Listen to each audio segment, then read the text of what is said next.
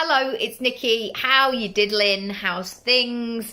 I want to talk about long-term visions and long-term relationships today. This is not like a Jeremy Kyle special, by the way. I'm not talking necessarily about love relationships, but long-term relationships with yourself and your vision. And whether or not you are in or out, if you're taking it seriously, or if you just, keeping it casual.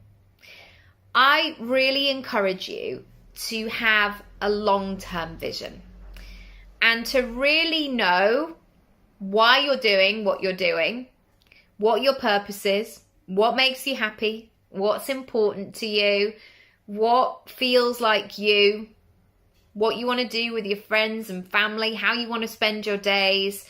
All of that is great information to know and to feel.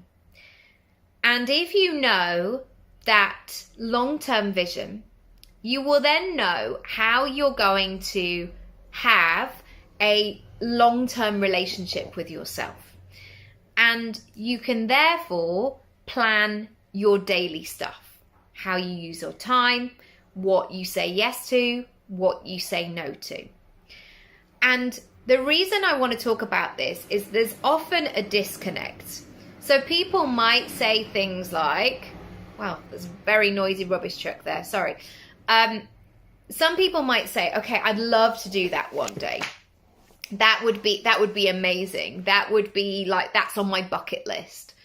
And they would start there.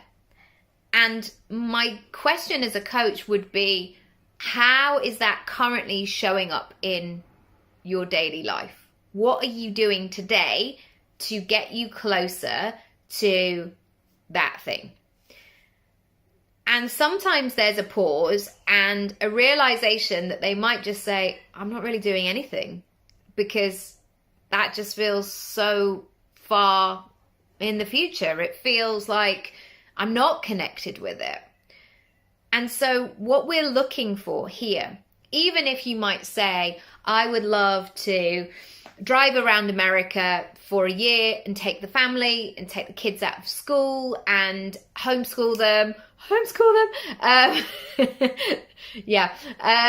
Like that's your dream. Obviously, I'm never like that in sessions of like, oh God, I definitely wouldn't do that. It just made me laugh about homeschooling because I remember it from 2020. That might be your dream.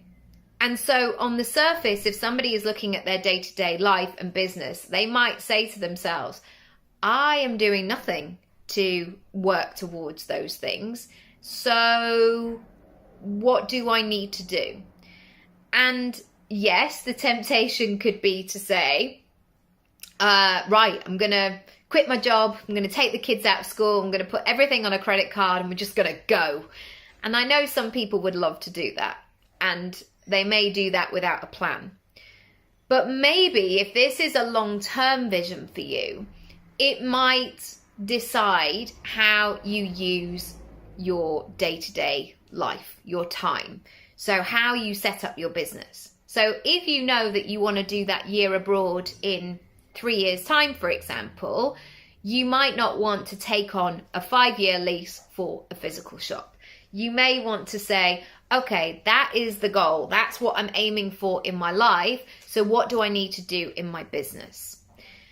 Once again, things that you can do every day, start planning that route. Start looking at things along the map. Where would you stay? What's important? Have you read a blog of other people who have done that? Are there pictures that keep you focused? So maybe when you start your day, you get distracted or you feel like you have to do all of the things. How can you really anchor in that image? The temptation in society is that there are so many quick fixes.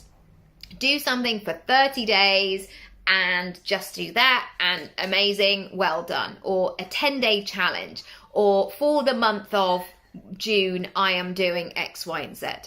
Now, these are brilliant for getting you into the zone and building the habit and introducing something new. But my question is, what does that therefore look like long term?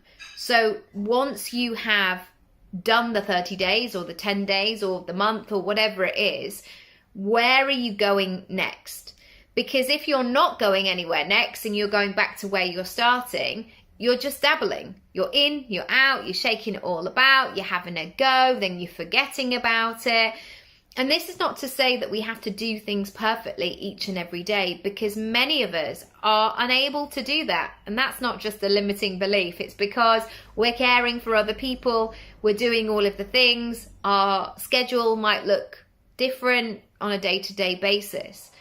But one of my, I guess, life philosophies on the good habits that I want to have, or the habits that make me feel good, are, am I going to do it more than not?